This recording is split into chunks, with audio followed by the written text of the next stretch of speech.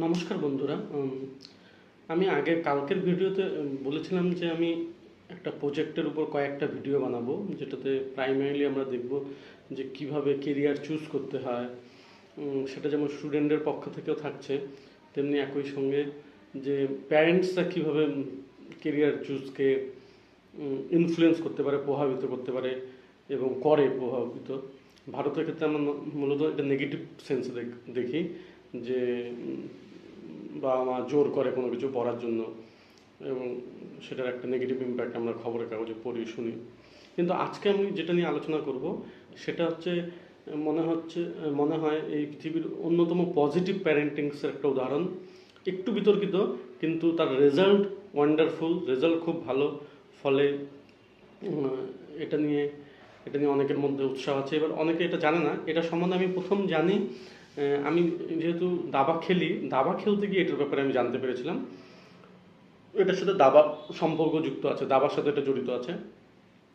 তো আপনারা এই ছবিটা দেখুন, এইখানে আজকে এই কেন্দ্রীয় চরিত্রের ব্যাপারে আলোচনা করব।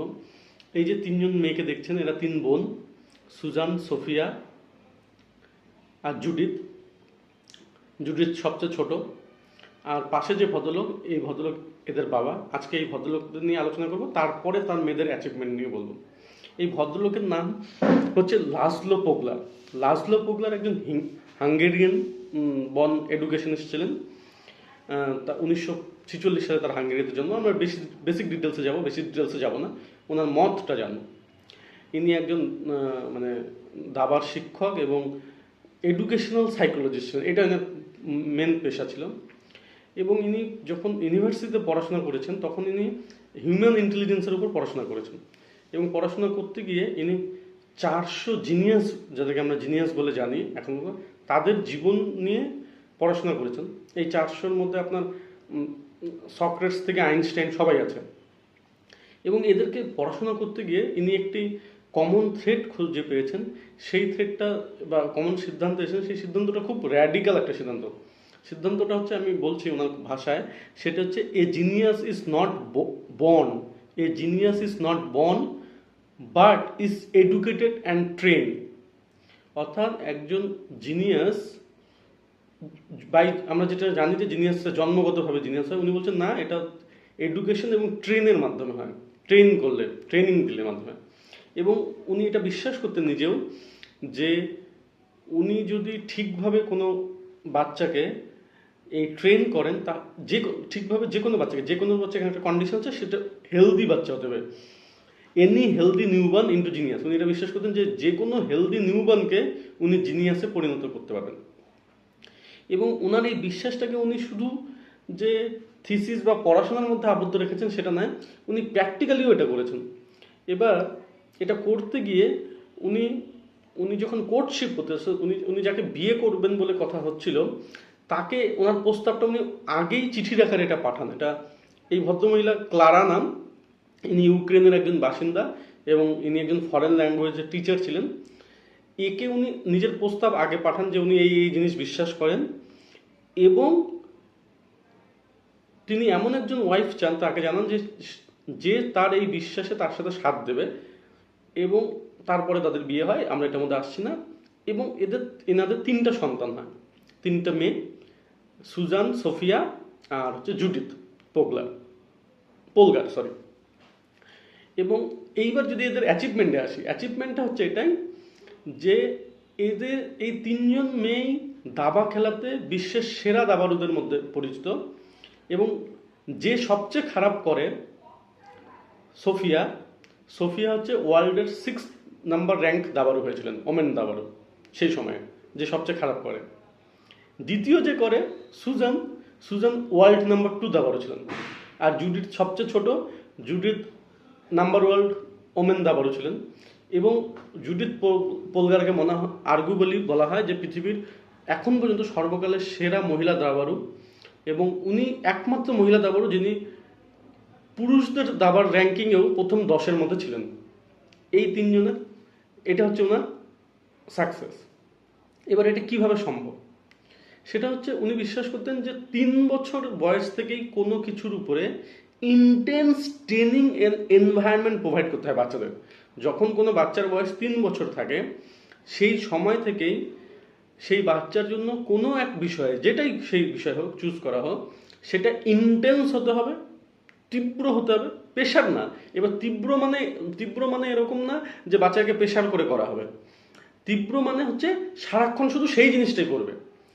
এবং ওনারা যে যখন এই এক্সপেরিমেন্টটা করেন নিজের সন্তানদের সাথেই, তার আগেই কিন্তু ওনারা ঠিক করে নিয়েছেন যে ওনারা কী বিষয়ে করবেন। তো ওনারা বাচ্চাদেরকে বিভিন্ন ভাষা শেখাতেন, ল্যাঙ্গুয়েজ, যেহেতু ওনার ওয়াইফ ফরেন ল্যাঙ্গুয়েজের টিচার ছিলেন, জার্মান, তারপর রাশিয়ান, তারপরে গ্রিক্স, এরকম আরও কয়েকটা ভাষা, এবং হায়ার ম্যাথ, একদম হায়ার লেভেলের ম্যাথ থেকে ওরা শুরু করেন। তারপরে ওরা সিদ্ধান্ত আসেন যে ওনারা ওদের চেস শেখাবেন। সেই সময় ওরা পুরো বাড়িটাকে, তার আগেই ওনারা বাড়িটাকে এমনভাবে তৈরি করেন যেখানে সারা বাড়ি ভর্তি চেসের বই দিয়েই ছিল। মানে বাচ্চারা যেখানেই যাবে শুধু চেসের বই, আর কিচ্ছু নেই। চেসের বই, চেসের গুটি বাড়ি ভর্তি করে সমস্ত জায়গায় ছড়িয়ে ছিটিয়ে রাখা, এইটা ছিল ওনার।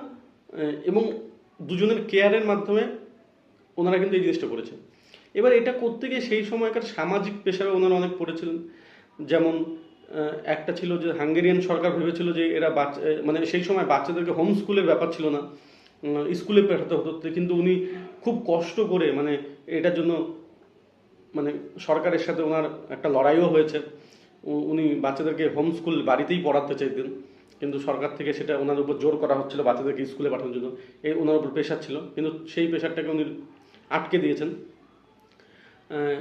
এবার এটা করার মাধ্যমে, ইন্টেন্স ট্রেনিংয়ের মাধ্যমে উনি এই রেজাল্ট পেয়েছেন, এবং রেজাল্টটা আমাদের চোখের সামনে। এবং ওনার একটা বিশ্বাস ছিল যে সেই ইন্টেন্স ট্রেনিংটা প্রেশার না, ইন্টেন্সটা এনভায়রনমেন্টাল ইন্টেন্স হতে হবে। অর্থাৎ একটা বাচ্চা যে জিনিসটা শিখবে সমস্ত কিছু তার যত, ফলে উনি অনেক চেসের বইও লিখেছেন। যদি কোনো বাচ্চা নাচ শেখে তাহলে ঘরে যেন নাচের সমস্ত ধরনের জিনিস থাকে, পড়ার জিনিস থাকে, নাচের কস্টিউম থাকে, নাচের এনভায়রনমেন্ট থাকে, নাচের মতো করে সাজানো থাকে, বা যদি সে কোনো একটা কিছু নিয়ে পড়ে তাহলে সেটাই থাকে, এবং সেইটার প্রতি পালিত করা। এবং ওনার এখানে আরেকটা ইন্টারেস্টিং থিওরি হচ্ছে এখানে, যেটা অনেকে হয়তো এগ্রি করবে না, সেটা হচ্ছে উনি মনে করতেন যে এটা ওয়ান চাইল্ড হলে এটা সম্ভব না, অ্যাটলিস্ট মানে একের বেশি সন্তানের প্রয়োজন এই যে একটা যে কোনো নিউবর্ন, হেলদি নিউবর্নকে জিনিয়াস বানাতে। তার কারণ বাচ্চারা শেখে আরেকটা বাচ্চার মাধ্যমে, এবং ওনার ক্ষেত্রে এই সুবিধাটা ছিল। এবং রেজাল্টটাও দেখি যে ওনার সবচেয়ে ছোট বাচ্চাটাই কিন্তু সবচেয়ে মহান প্লেয়ার হয়েছে। সেকেন্ডও যে ওনার যে সবচেয়ে মানে one of the greatest chess player হয়েছেন হিস্ট্রি অফ দি চেস, শুধু ওমেন না, এমনি হিস্ট্রি অফ দি চেসে one of the greatest chess player হয়েছে। কারণ তারা হচ্ছে তার দুই দিদিকে দেখেছে যে তারা ইন্টেন্স চেস খেলছে সবসময়। এখানে একটা উইকিপিডিয়াতে একটা কথা পাওয়া যায় যে সুজান বোধহয় একসময় একদিনকে বাথরুমে গিয়েছিল, এবং বাথরুম থেকে অনেকক্ষণ ধরে আসছিল না, এবং ও বাথরুমে গিয়েই চেস বোর্ডটাকে ঘুরিয়ে নিয়ে ওখানে চেস বোর্ড খেলছিল। তো ওর বাবা বাইরে থেকে ডাকছে যে সুজান তুমি চলে আসো, এখানে কি করছো, দেরি করছো। তো তখন সুজান সেটা রিপ্লাই দেয়, সুজান বোধহয় 9 বছর ছিল, যে আমি তো আসতে চাচ্ছি কিন্তু আমাকে আসতে দেবে না। অর্থাৎ ট্রেনিংটা এত ইন্টেন্স। এবার সমস্যা হচ্ছে এটার জন্য উনি অনেক সমালোচনারও শিকার হয়েছিলেন কিছু কিছু ক্ষেত্রে, কিন্তু ওনার সমালোচনার আর যে আউটকাম, যে রেজাল্ট, যে সাকসেস, সেটা আউট নাম্বার করে দেয়। এটা মনে হয় একটা ইন্টারেস্টিং আসপেক্ট হতে পারে আমাদের শেখার জন্য, যে আমরা কোনো কিছু, যেটা আমরা ছোটোবেলায় পড়ি যে প্র্যাকটিস মেক্স ম্যান পারফেক্ট, এবং এটা খুব আর্লি স্টেজ থেকে যদি শুরু করা যায়, এবং এটা যে হয় না তা না। আমরা অনেক সময় দেখি যে এই যে বিভিন্ন নাচের প্রোগ্রামগুলো হয় টিভিতে, বা গানের প্রোগ্রামগুলো, অনেক ছোট ছোট বাচ্চারা নাচ গান করে, এটা কিন্তু খুব আর্লি এজ থেকে শুরু করে। অস্বীকার করা কোনো জায়গায়, যতই আমরা এডুকেশনিস্টটা বলার চেষ্টা করি না বাচ্চাদের স্বাধীনতা দিতে লাগবে, তাদের শৈশব দিতে লাগবে, এটা করতে লাগবে, সেটা করতে লাগবে, কিন্তু যারা সফল হয় তারা কিন্তু খুব আর্লি শুরু করে। কারণ যে হিউম্যান যে ব্রেনের ক্যাপাসিটি, যারা কগনিটিভ সায়েন্স নিয়ে পড়াশোনা করে, তারা কিন্তু বলে যে হিউম্যান ব্রেন কিন্তু 6 বছরের মধ্যে 90% ডেভেলপ হয়ে যায় এবং শেখা শুরু করে দেয়। ফলে ওটাও কিন্তু করবোট করে, ওনার ধারণাটাও কিন্তু করবোট করে যে খুব আর্লি শুরু করতে লাগবে, যেটা 3 বছর থেকেই শুরু করতে লাগবে, এবং 3 বছর থেকে শুরু করে এই ট্রেনিংটা ইন্টেন্স চলবে। ইন্টেন্স, আবার বলছি ইন্টেন্স ইন দ্য সেন্স সবসময় না, ইন্টেন্স এনভায়রনমেন্টটা এমন থাকবে যেখানে শুধু একটা জিনিস থাকবে, ওয়ান ডাইমেনশনাল ফোকাস থাকবে সেখানে, এবং তার রিলেটেড কিছু ফিল্ড থাকবে। সেখানে খেলার মাধ্যমে, পড়ার মাধ্যমে, গানের মাধ্যমে, ঘুরতে যাওয়ার মাধ্যমে, সব কিছুর মাধ্যমেই ওই ওই জিনিসটাই করবে। অর্থাৎ যদি বই পড়ে, বই, গান যদি শেখে তাহলে গানের বই পড়বে, নাচ যদি শেখে নাচের বই পড়বে, নাচের সিনেমা দেখবে, ওই ফিগারগুলোকে জানবে। এটা কিন্তু একটা ইন্টারেস্টিং ইস্যু এবং এটা ওয়ান অফ দ্য সফল প্রজেক্ট। হ্যাঁ, কারণ জুডিথ পোগলার এখনও অ্যাক্টিভ খুবই। উনি এখন দাবা খেলেন না, কিন্তু উনি ফিডের কমিশনের সাথে যুক্ত, অনেক কাজ করেন এবং তাদের আপনারা এটা দেখতে পারেন, ওনার ইন্টারভিউগুলো পেয়ে যাবেন তারা কি বলছে। এটা এটা আপনাদের সাথে শেয়ার করা ছিল। এটা আমার মনে হয় খুব একটা স্টুডেন্টদের জন্য, যারা যারা একটু সিরিয়াসলি কিছু করতে চায়। এবার 3-এর পরে 5-এও শুরু করা যেতে পারে, 7-এও শুরু করা যেতে, কিন্তু সেটাতে প্রসেসটা বেশি লাগবে এবং গার্জিয়ানদের জন্য আমার মনে হয় খুব ভালো কাজ করবে। এটা আপনারা ইউজ করতে পারেন, এটা আপনারা দেখতে পারেন।